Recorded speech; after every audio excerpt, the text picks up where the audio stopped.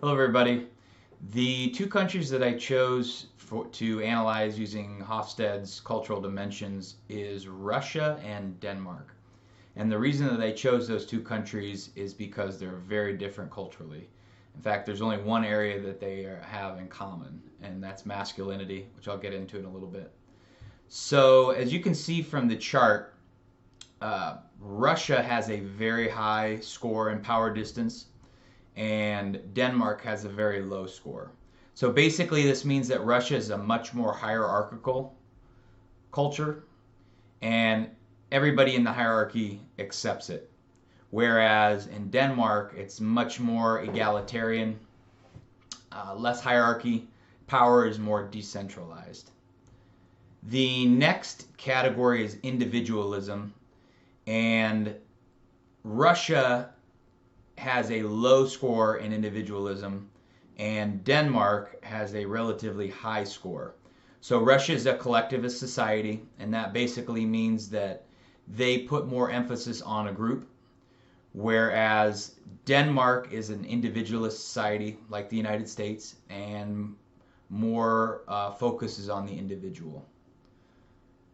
So Danes are expected to take care of themselves and their immediate families only, whereas Russia looks out for the larger group. Masculinity is the next area, and I want to come back to this one because this is the only area where they have some commonality. The next area is uncertainty avoidance, and basically this is the degree to which a society avoids uncertainty. So Russia has a high uncertainty avoidance and Denmark has a low uncertainty avoidance. This means that Russians don't like ambiguity. They like rules and order. And they have complex bureaucracies, whereas Danes are okay with less structure and are less bureaucratic. The next area is long-term orientation. So Russia has a high long-term orientation and Denmark has a low or lower long-term orientation.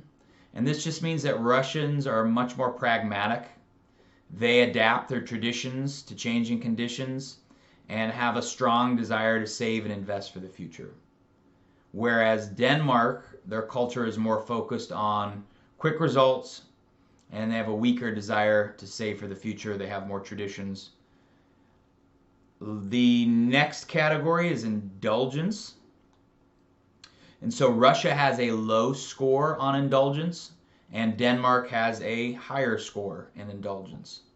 And this means that Danes like leisure time and free time. They like to have fun. They're more positive and optimistic, whereas Russians have much less leisure time, and they feel like indulging their desires is wrong. And so the final category that we haven't discussed is masculinity. And this was an area that surprised me from Russia. I wasn't surprised at all that Denmark is more of a feminine society. But according to Hofstede's insights, Russia is more of a feminist culture or feminine culture. And by that, Russians are very modest and understated. They don't like to brag about their accomplishments. And they'll accept dominant masculine behavior from their bosses, but when it comes to their peers, they don't accept that. So that's what makes them more of a feminine culture. And so that's all the different cultural dimensions. Again, Denmark and Russia are very different. And so my story would be, imagine you're a Dane and you will be managing your company's expansion into Russia. From the moment that you land in Sheremetyevo Airport, you feel a sense of hostility. There seems to be a lack of smiling faces and a lack of friendliness in the environment. The colors and architecture you're used to seeing in Denmark are nowhere to be found. As you walk the airport, you realize that a broad smile to a stranger is not a good idea. The next day, you arrive at your first meeting with your Russian counterparts. You're nervous about the meeting after your experience the prior day. To your surprise, as you meet your Russian counterparts, you're given a gift, a book about Moscow. Despite the direct nature, you get a sense of unity and teamwork. Over the next year, you get to know your colleagues very well, staying at the office until 8 or 9 p.m. most nights. You get very close with your coworkers, and they feel like family. When your assignment is complete and it's time to return to Denmark, you're sad by the people you leave behind. Back in Denmark, your birthday rolls around. You receive many messages from your Russian friends, while your Danish friends, many forget your birthday.